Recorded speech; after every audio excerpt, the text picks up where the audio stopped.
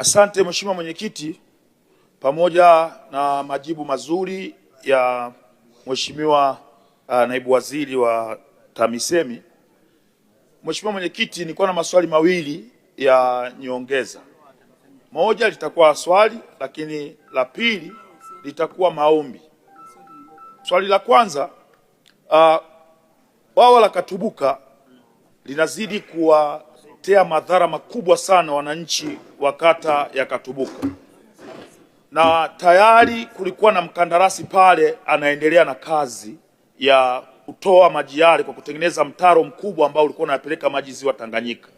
Sasa hivi ameondoa vifaa katika eneo la site. Serikali ina mpango gani wa kumlipa yule mkandarasi ili aweze kumaliza kazi ya kuondoa yale maji na kuwaacha wananchi katika makazi yao wakiwa na amani?